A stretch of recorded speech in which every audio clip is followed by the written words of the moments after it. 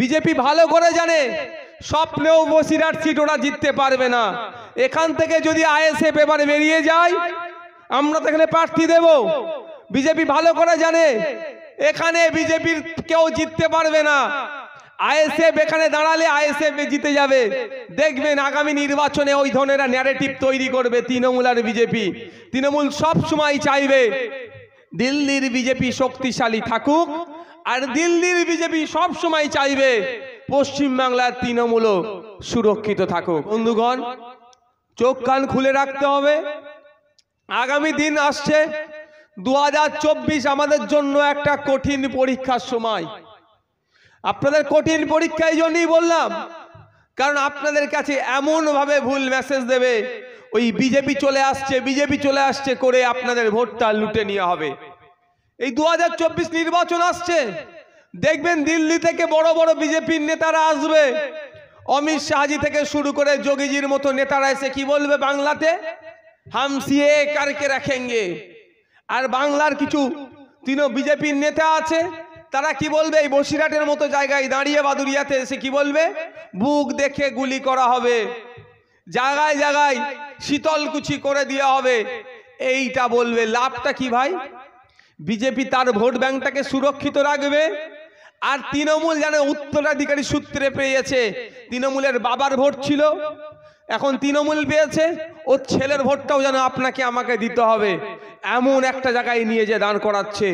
অর্থাৎ সেই বাইনারির পলিটিক্স তৈরি করবে, এমন একটা জায়গায় নিয়ে যে ওরা দাঁড় করাবে জায়গাটাকে, যে বিজেপির বিরুদ্ধেই নাকি একাই তৃণমূল লড়াই করছে, বিজেপির বিরুদ্ধেই নাকি তৃণমূলকে ভোট দিলি বিজেপিকে আটকানো যাবে। আমি আপনারা যারা উপস্থিত আছেন, 2019 সালের আগে আইএসএফ ছিল রাজনীতির ময়দানে? একটু বলুন না ভাই। তখন বিজেপিকে আটকানোর জন্য তৃণমূল কি বলেছিল, কংগ্রেস বা সিপিএম কে ভোট দিও না, ওরা লড়াই করতে পারবে না, আমাকে ভোট দাও আমি আটকাবো। কিন্তু ভিতর থেকে যে নাগপুরে গিয়ে সেটিং হয়ে যায়নি, আপনি আমি বলতে পারবো তো? সেটিং হয়নি আপনি আমি বলতে পারবো তো? তার উদাহরণের একটা কথা বলছি। অভিষেক ব্যানার্জির কোম্পানি আছে লিপস অ্যান্ড বাউন্স, ওই কোম্পানির অফিসে ইডি রেটে গেল, রেড করতে গেল, তদন্ত করতে গেল, তল্লাশি করতে গেল। গিয়ে কি দেখলাম, এক অফিসার ওই যে কম্পিউটার আছে, ওই কম্পিউটারের মধ্যে 6টা ফাইল ডাউনলোড করে, এই 16টা না 14টা ফাইল ডাউনলোড করে দিয়েছে।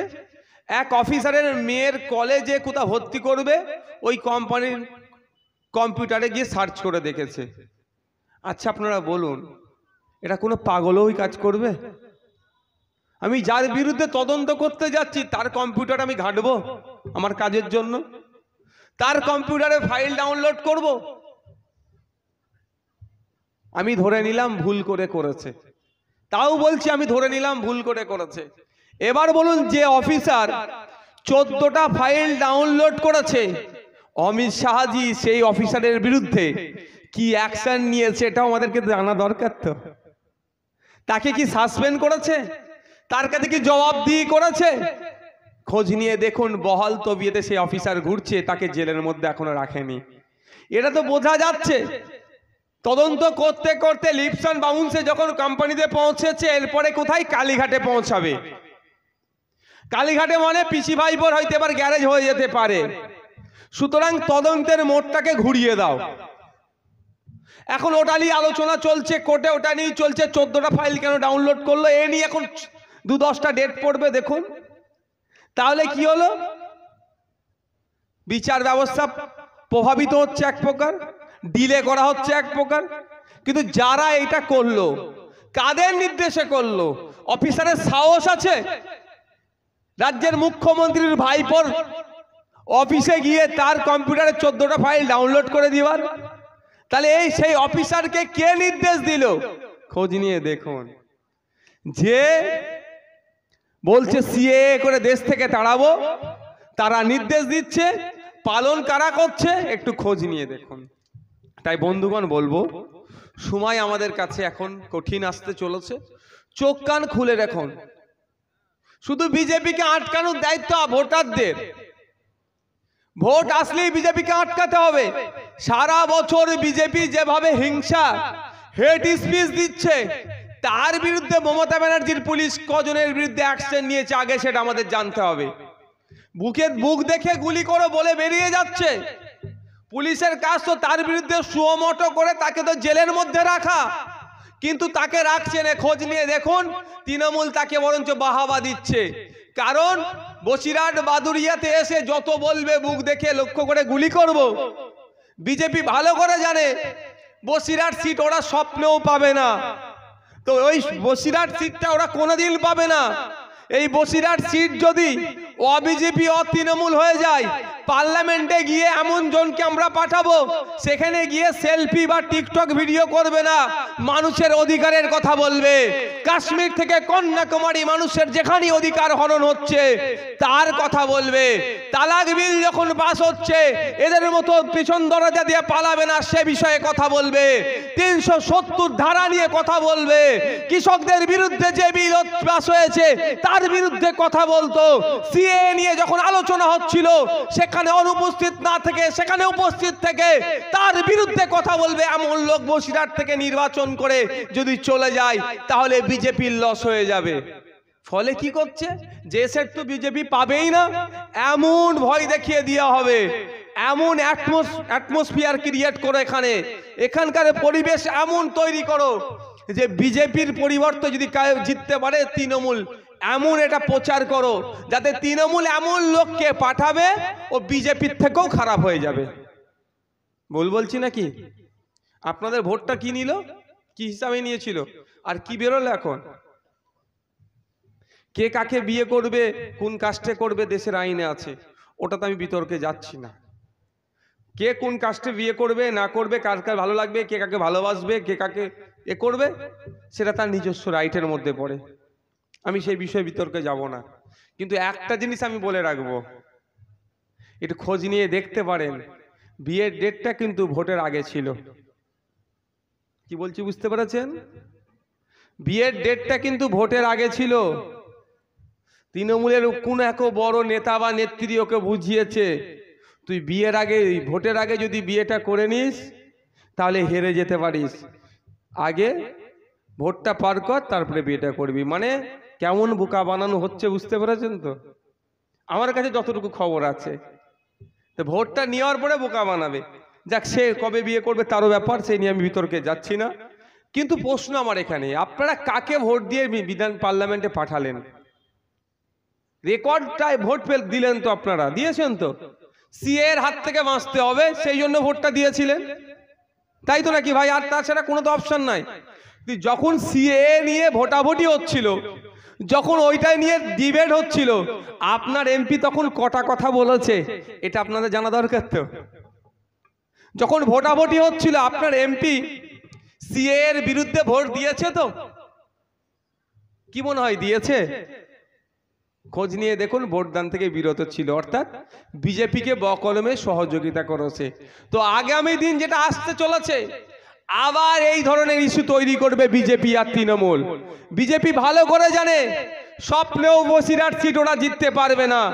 এখান থেকে যদি আইএসএফ এবারে বেরিয়ে যায়, আমরা তো এখানে প্রার্থী দেব। বিজেপি ভালো করে জানে এখানে বিজেপির কেউ জিততে পারবে না। আইএসএফ এখানে দাঁড়ালে আইএসএফ জিতে যাবে। দেখবেন আগামী নির্বাচনে ওই ধরনের ন্যারেটিভ তৈরি করবে তৃণমূল আর বিজেপি। তৃণমূল সব সময় চাইবে দিল্লির বিজেপি শক্তিশালী থাকুক, আর দিল্লির বিজেপি সব সময় চাইবে পশ্চিমবাংলার তৃণমূলও সুরক্ষিত থাকুক। তাই আমি আপনাদের বলবো, ওরা ন্যারেটিভ তৈরি করবে নাকি বিজেপিকে হারাতে তৃণমূল একাই পারবে? যদি সত্যিকারের অর্থে বিজেপিকে হারাতে তৃণমূল একাই পারত, তাহলে 3টে এমএলএ সিট থেকে 77টা সিটে বিজেপি পৌঁছাতো না। তৃণমূল চাইছে বিজেপি এখানে ঠিকঠাক থাকুক, কারণ বিজেপির ভয় দেখিয়ে একটা হেভি অংশের 30% যে ভোট আছে, 27 থেকে 30% ভোট নিজের কম পকেটের মধ্যে ভরে রাখতে পারবো। আর বিজেপি না থাকলে এই ভোটকে সিএ এর ভয় দেখিয়েও আটকে রাখতে পারবে না। সেই জন্য সুকৌশলে বিজেপি আর তৃণমূল আমাদেরকে বোকা বানাচ্ছে। তাই আমি আপনাদের কাছে অনুরোধ করব, 2021-এ বুঝতে পেরেছেন কি নাটক করেছিল আমাদের সাথে। 2021 নির্বাচন আসলো, সিএ এর কথা অনেক উঠলো, নির্বাচন শেষ, সিএ এর কথা সবাই ভুলে গেল। 2024 নির্বাচন আসছে, অমিত শাহজি 23-এর শেষের দিকে কলকাতায় এসে কি বললেন, হাম সিএ কারকে রাখেঙ্গে, মানে সিএ হবেই হবে। 2019 সালে ঠিক যেভাবে বলেছিল সিএ হবে, 2024-ও একইভাবে বলছে সিএ হবে। আমি একটা কথা আপনাদের বলে যাই, অমিত শাহজি কেন, প্রধানমন্ত্রীও সিএ করতে পারবে না। সুপ্রিম কোর্টে নওশাদ সিদ্দিকীদের মতো যারা কেস করে রেখেছে, আগে আমাদের ওখানে কেসের রায় হোক, তারপরে সিএ নিয়ে ভাববে। তাই বন্ধুগণ, ভয় পাওয়ার কোনো জায়গা নাই। আমি আপনাদের কাছে অনুরোধ করব, পার্লামেন্টে এমন লোককে পাঠান যে মানুষের কথা বলবে। কাশ্মীর থেকে শুরু করে কন্যাকুমারী, এদিকে দার্জিলিং থেকে শুরু করে সাগর পর্যন্ত মানুষ আজকে বঞ্চিত হচ্ছে। জাত ধর্ম বর্ণ নির্বিশেষে আজকে মানুষ বঞ্চিত হচ্ছে, আর আমাদেরকে জাতের খেলায় মাতিয়ে রেখেছে। আপনারা জানেন, আপনাদেরকে আমি আরেকবার জানিয়ে দিতে চাই, ক্ষুধার সূচকে ভারতবর্ষ পাকিস্তানের থেকেও পিছিয়ে গিয়েছে। ভারতবর্ষের অর্থাৎ ক্ষুধার্তের সংখ্যা এত বেড়ে গিয়েছে। একটা উদাহরণের জন্য বলছি, আমি 100 জন যদি ক্ষুধার্ত থাকে, ভুখা থাকে, পার্সেন্টেজে কিন্তু 80 জন আমার হিন্দু সমাজের ভাই ক্ষুধার্ত আছে। তাদের জন্য আমাদেরকে লড়াই করতে হবে। তাই বলবো, আগামী 2024 নির্বাচন আসছে, বসিরহাট থেকে আমরা এমন এক প্রার্থীকে জিতিয়ে পার্লামেন্টের মধ্যে পাঠাবো, যে মানুষের কথা বলবে, জাত ধর্ম বর্ণ নির্বিশেষে। একদিকে যেমন ওয়াক্ফ প্রপার্টি নিয়ে কথা বলবে, দেবত্ব সম্পত্তি উদ্ধারের কথা বলবে, জলজমি জঙ্গলের যে আদিবাসীদের স্বাভাবিক অধিকার, সেই নিয়ে অধিকারের কথা বলবে। এক কথাই মানুষের অধিকার নিয়ে কথা বলবে। তাকে আমরা আগামী 2024 নির্বাচনে আইএসএফের পক্ষ থেকে জিতিয়ে পার্লামেন্টের মধ্যে পাঠাবো। কি আশা করতে পারি তো নাকি ভাই? আশা করতে পারি তো? এতদিন তো অনেককে বিশ্বাস করলেন, 2019-এ সিএ এর হাত থেকে বাঁচার জন্য যাকে ভোট দিলেন, যখন সিএ আপনারকে ভয় দেখানোর জন্য যে সিএ আনা হয়েছে, এর বিপক্ষে ভোট দেওয়ার জন্য যাকে পাঠালেন, সেই ভোটটা দিল না। মমতা ব্যানার্জি তাকে কিন্তু তার বিরুদ্ধে কোনো অ্যাকশনও নিলেন না।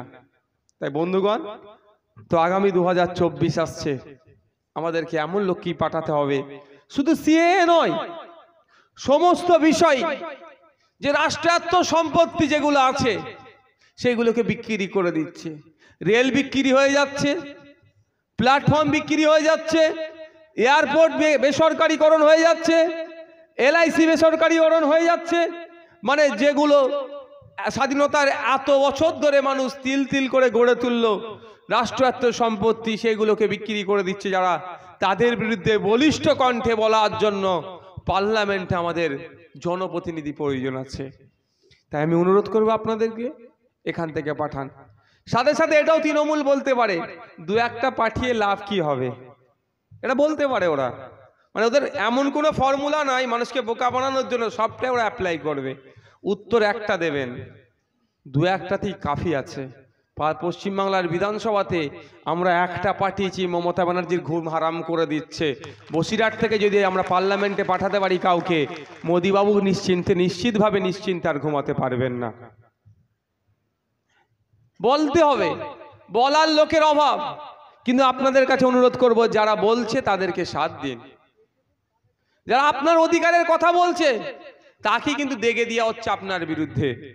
আমাকে সত্যি হাসি লাগে, আমি যখন ওয়াকফ প্রপার্টি উদ্ধারের কথা বলি, আনিসকে হত্যা করা হলো কেন সে কথা বলি, যখন আমি বলি যে রমজান মাসে আপনারা যারা তৃণমূলের নেতারা আছে, রোজা রাখুক আর না রাখুক, সন্ধ্যাবেলা ইফতার মাহফিলে বসে পড়ে, ইফতার পার্টির নাম দিয়ে গিলতে শুরু করে দেয়, বেরোজগারগুলো রোজাদারদের সাথে শুরু করে দেয়। কিন্তু আমি বলি তখন এটাই, যে এই সারাদিন যিনি উপোসে ছিলেন, রোজায় ছিলেন, সন্ধ্যার সময় যেটা খাচ্ছে যে ফলটা, এমনি সময়ে ফলের থেকে 2-3 গুণ দাম বেড়ে যাচ্ছে। দামটা কিভাবে কন্ট্রোল করা যায় তার ব্যবস্থা সরকার করুক, সেটা না করে এরা সন্ধ্যাবেলা ইফতার মাহফিলে বসে খেতে শুরু করে দেয়। যখন এ কথাই বলি, যখন সংখ্যালঘু ছেলে মেয়েদের শিক্ষার কথা বলি, চাকরির কথা বলি, কর্মসংস্থানের কথা বলি, যে সমস্ত প্রতিশ্রুতি মমতা ব্যানার্জি দিয়েছিলেন সংখ্যালঘু সমাজের মানুষদের উদ্দেশ্যে 2011 সালের আগে, সাচার কমিটির সুপারিশগুলো বাস্তবায়নের কথা বলেছিলেন। সাচার কমিটির সুপারিশ যেগুলো বলেছে মানুষের ক্ষেত্রে সেগুলো বাস্তবায়নের বলবো বলেছিলেন, এবং ওয়াকাফ প্রপার্টি উদ্ধারের কথা বলে ভোট নিয়েছিলেন। আমি যখন বলি কত বিঘা ওয়াকাফ প্রপার্টি উদ্ধার হলো তার তথ্য দিন, ওয়াকাফ প্রপার্টি থেকে এক বছরে কত টাকা ইনকাম হয়, কোন কোন জায়গায় খরচ করে তার তথ্য দিন। যখন এই কথাগুলো বলি তখনই আমি বিজেপির দালাল বা আইএসএফ বিজেপির দালাল হয়ে যাই।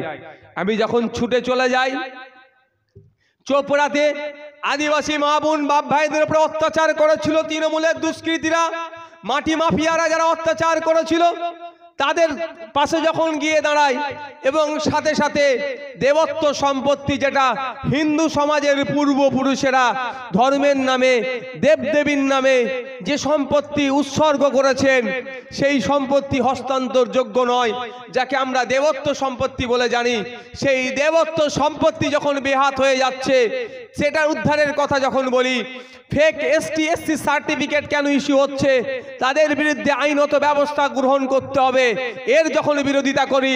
গত বছরে আপনারা দেখেছিলেন টেট পরীক্ষার সময় আমার হিন্দু মাকে, হিন্দু বোনকে শাখাপালা খোলে পরীক্ষা কেন্দ্রে ঢুকতে বাধ্য করেছিল, এর বিরোধিতা যখনই আমি করছি, যখনই আমি ছুটে চলে যাচ্ছি বিদ্যুৎ মণ্ডলের বাড়িতে, যখনই আমি ছুটে চলে যাচ্ছি রোমা ওরায়ের বাড়িতে, তারা কেন অত্যাচারের শিকার হচ্ছে, তখন আমাদেরকে আটকাতে পারছে না। আমাদের বিরুদ্ধে তখন সেই সমস্ত এলাকাতে গিয়ে বলছে নওশাদ সিদ্দিকী দাড়ি টুপিওয়ালা ছেলে, ও মুসলমানদের দল, ওর পাশে তোমরা থাকবে না। আমি যখন ওয়াকাফ প্রপার্টি উদ্ধারের কথা বলছি তখন হয়ে যাচ্ছি বিজেপির দালাল, আর যখন দেবত্ব সম্পত্তি উদ্ধারের কথা বলছি তখন হয়ে যাচ্ছি কি মুসলমানদের দল। যাবো কোথায়, যাবো কোথায় ভাই? বলা কি ছেড়ে দেবো ওদের জন্য? বলা ছেড়ে দেবো? বলা ছাড়ার কোনো জায়গা নাই। আপনারা জানেন 21শে জানুয়ারি আসলে 1 বছর পূর্ণ হবে। আমাদেরকে জেলে রেখেছিল, বিশ্বজিৎ দাকেও রেখেছিল, আমাদের উপরে যে মানসিক অত্যাচার করা হয়েছিল আপনারা শুনলে অবাক হয়ে যাবেন। কোনো সময় বলার আসলে বলবো, তবে কি খাইয়েছে দাইয়েছে খাওয়া দাওয়াতে আমার তো ঘ্যান ঘ্যানানি নাই। মানুষের অধিকারের লড়াই এসেছি, একবেলা খালি পেটে থাকলে হয় থেকে যাব কোনো ব্যাপার নয়, 1 মাস রোজাই থাকি আমরা, ও 1 মাস উপোস থাকলে আমাদের কোনো সমস্যা হবে না, ও আমাদেরকে না খাইয়ে রাখলে আমাদেরকে লড়াই থেকে পিছপা করতে পারবে না। কিন্তু আমাদেরকে কেন জেলে রেখেছে, কারণটা কি? আমাদেরকে জেলে রাখার কারণটাই হচ্ছে আমরা আপনাদেরকে আপনার অধিকার সম্পর্কে সচেতন করছি। ওই কাগে কান নিয়ে চলে গিয়েছে, কাগের দিকে না তাকিয়ে কানের দিকে হাত দেওয়ার কথা বলছে। এটাই মমতা ব্যানার্জি বা তৃণমূল কংগ্রেসের গোসা হয়ে যাচ্ছে। ওরা চায় দলিত, আদিবাসী, মুসলিম, মতুয়া, লোদা, সবরজাতি যারা আছেন, যারা পিছিয়ে বর্গের আছেন, তারা হুজুর হুজুর করবে, ওই 500,000 টাকা দেবে মায়েদেরকে, ওটাই ওদের জন্য বড় পাওনা। কিন্তু আমাদের বক্তব্য হচ্ছে 500,000 নয়, আমার অধিকার আমাকে বুঝিয়ে দিতে হবে। মায়ের হাতে 500,000 দিচ্ছে, মায়ের সন্তানের যখন চিকিৎসার প্রয়োজন হচ্ছে তখন সরকারি জায়গায় চিকিৎসা পাচ্ছি না, আমরা কলকাতায় ছুটে যেতে হচ্ছে সরকারি চিকিৎসা কেন্দ্রে, সেখানেই গিয়েও বেড পাচ্ছি না, হন্য হয়ে ঘুরতে হচ্ছে, বা না হলে আমাদেরকে বেসরকারি হসপিটালে গিয়ে চিকিৎসা পরিষেবা নিতে হচ্ছে। 10,000-12,000 টাকা খরচ হচ্ছে, 10,000-12,000 টাকা ট্রিটমেন্ট করতে লেগে যাচ্ছে একবারেই। এর বিরোধিতা যখন আমরা করছি তখন আমাদের উপর রাগ হয়ে যাচ্ছে।